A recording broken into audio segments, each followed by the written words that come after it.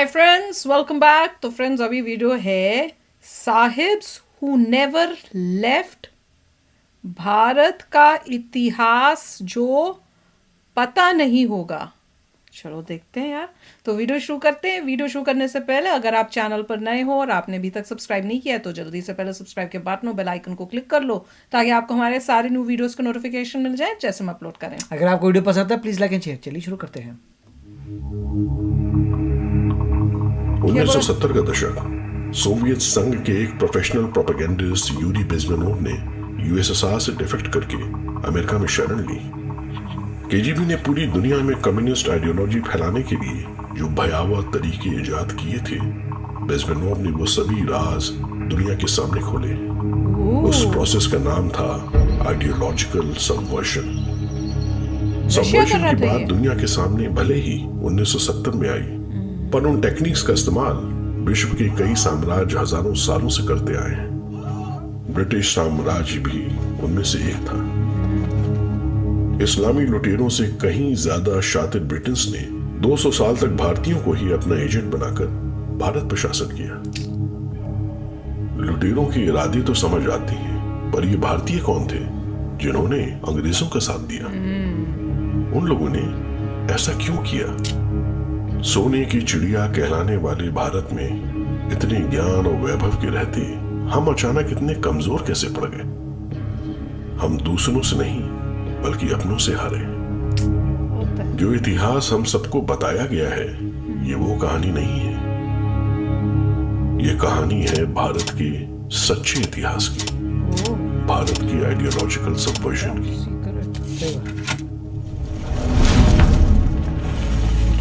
ऐसा था जिनके पास वो उनको दिख रहा था कि वो हार रहे हैं, इसलिए वो स्वतंत्रता आखिरकार क्या ये सच था? 200 साल की वो काली रात आखिरकार खत्म हो गई थी। अंग्रेज जा रहे थे बड़े बड़े जहाजों में भरकर इंग्लैंड के। क्या हमारे चेहरे तो देखने लायक थे। कल वो सुबह होगी जिसके लिए लाखों लड़े। बस कुछ दिन और फिर सारे क्रांतिकारी राष्ट्रवादी लोगों को बुलावा आएगा दिल्ली का। सब मिलकर भारत की एक नई कहानी लिखेंगे। अपना देश अब आजाद है, अब क्या फिक्र। पर वो बुलावा कभी नहीं आया। बंद दरवाजों के पीछे न जाने किन किन समझौतों पर साइन किए गए। फिर अचानक से शोर हुआ कि 10 हफ्तों में देश हिंदू मुसलमानों में बांट दिया जाएगा। जिस सिंधु सरस्वती की गोद में हमारा जन्म हुआ था, कुछ ईसाइयों ने हमसे वो छीन ली। हिंदू मुसलमान एक दूसरे को काट रहे थे, लाशें गिनने वाला कोई नहीं था। मगर अपने नेता क्या कर रहे थे? इन सब ने गोरों को ये करने क्यों दिया? इन सब से बहुत दूर वॉइसरॉय आवास पर उस शाम शैंपेन खुली। माउंटबेटन ने इंडिया के नाम टोस्ट किया। नेहरू जी ने हंसते हुए जाम उठाया और कहा, टू किंग जॉर्ज VI। हमें लग रहा था कि 1947 में गोरे साहब चले जाएंगे। हम गलत थे। कुछ साहब ऐसे भी थे जो कभी गए ही नहीं।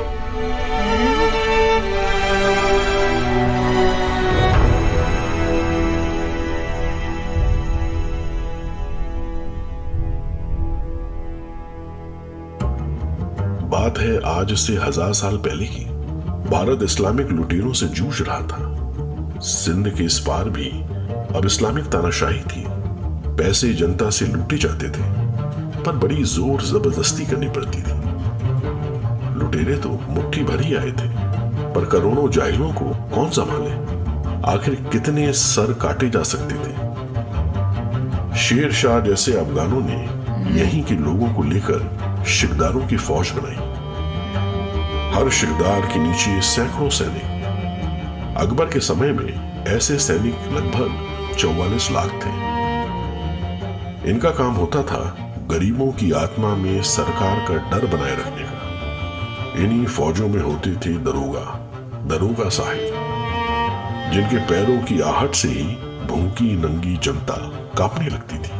अब साहिब शब्द को आप देखें तो साहब किन को कहते थे, ये जो मोहम्मद बिन अब्दुल्ला था, जिसे पैगंबर बोला जाता है इस्लाम का, उसके साथ जो लोग थे जिन्होंने उसे जीवित अवस्था में देखा, ऐसा कहा जाता है कि वो इतने महान थे कि उन्होंने उस व्यक्ति को देखा, इसलिए वो साहब थे या सहाबा थे। ये जो शब्दावली थी वो आज भी आप देखें चलती है कि दरोगा साहब के पास चले जाओ, दरख्वास्त लेके जाओ।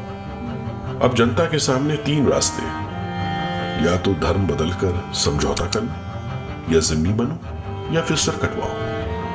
जिम्मी ज्यादातर लोग जिम्मी बनकर रहते थे। टैक्स देना पड़ेगा। गलती चाहे जो करे, सजाएं सामूहिक रूप से दी जाती थी। साहब सुनते ही जिम्मी वाली फीलिंग आती है कि हम आज भी जिम्मी हैं, साहब ने बुलाया तो झुक के जाना है, उनके आगे सलाम करना है।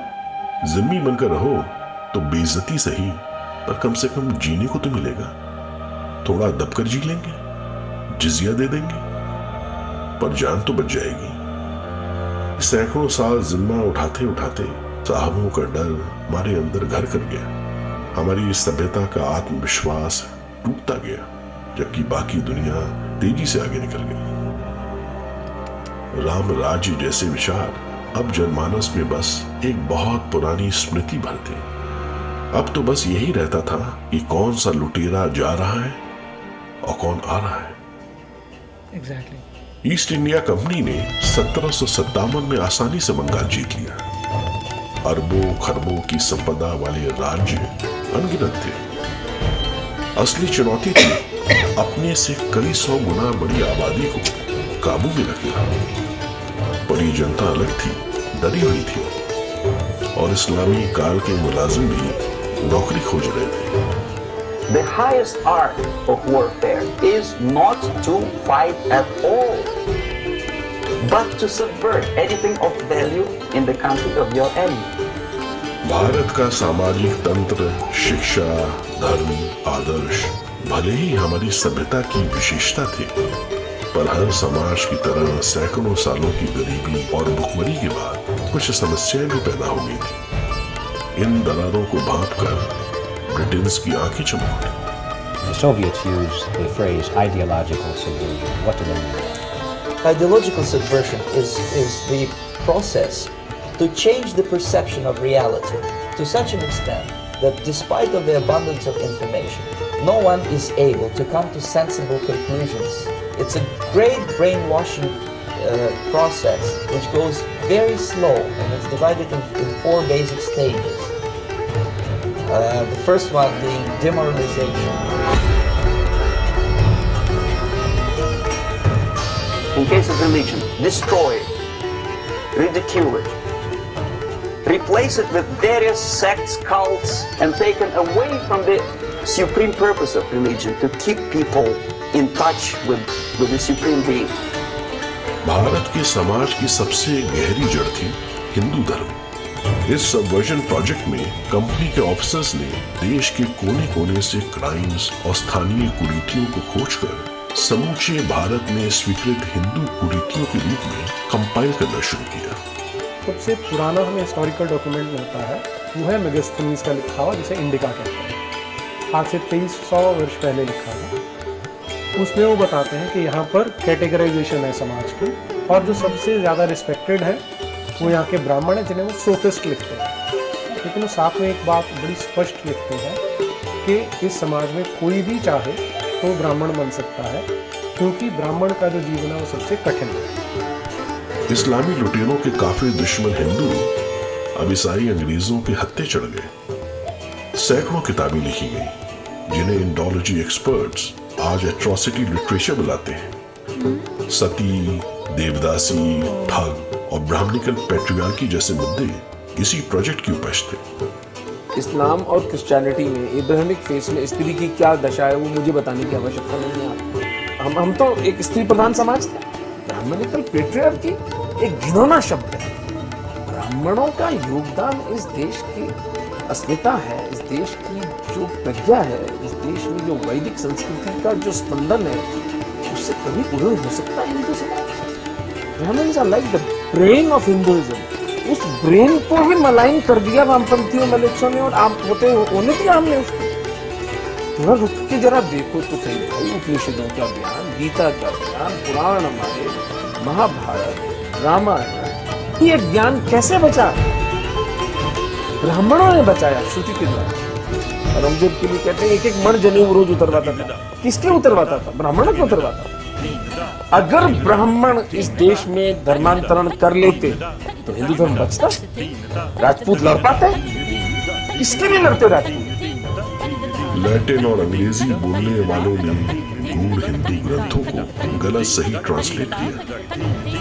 कंपनी के इन साहबों ने भारतीय सभ्यता को एक खिलौने की तरह ऊपर नीचे से घुमा घुमा कर देखा, समझने का नाटक किया और मास प्रिंटिंग की टेक्नोलॉजी से खूब भ्रांतियां फैलाई। Distract people's attention from the real religious organizations with fake organizations. And it always starts with Ram Mohan Roy as the founding father of this neo-Hinduism. Ram Mohan Roy was an employee of the East India In Calcutta. in Calcutta.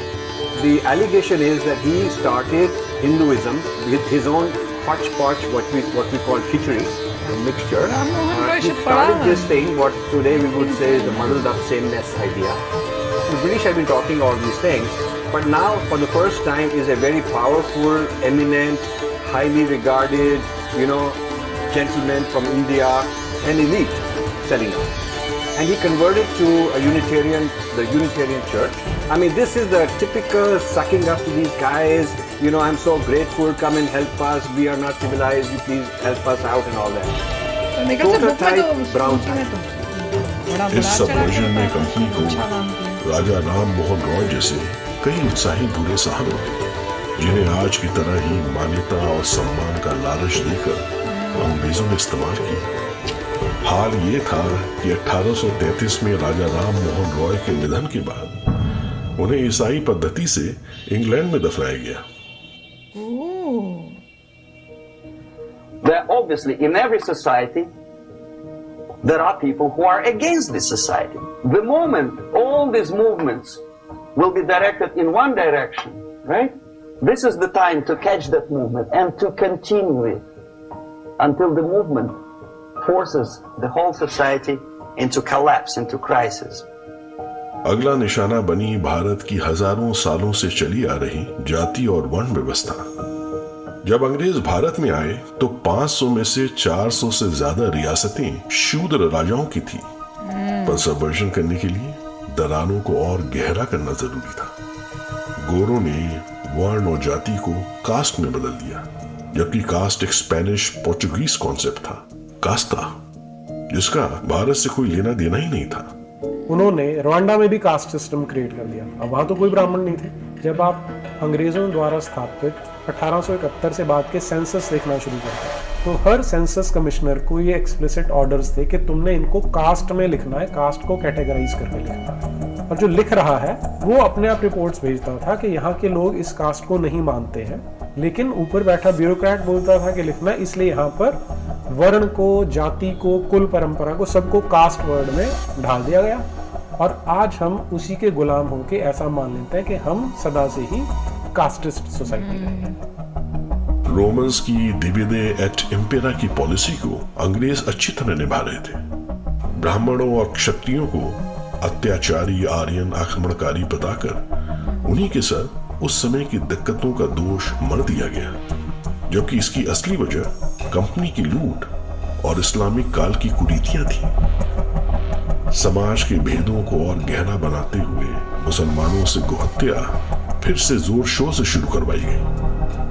1871 के criminal tribes act से कई जातियां जन्मजात अपराधी घोषित हो गई। ऐसी पॉलिसीज और तेजी से घटते संसाधनों के बीच भारत का प्राचीन सामाजिक ढांचा ढहने लगा। तो काफ़ी अच्छा था। देखिए, ये काफ़ी अच्छा बनाया है। मुझे पता नहीं कि ये प्रचम कौन लोग हैं, पर they have done a great job. बहुत अच्छा किया है। आई होप कि गवर्नमेंट इसको ज़्यादा ब्रॉडकास्ट करे और ज़्यादा लोगों तक इस चीज़ को पहुंचाए, क्योंकि इन्होंने जो सच्चाई दिखाई है दैट इज़ ट्रू।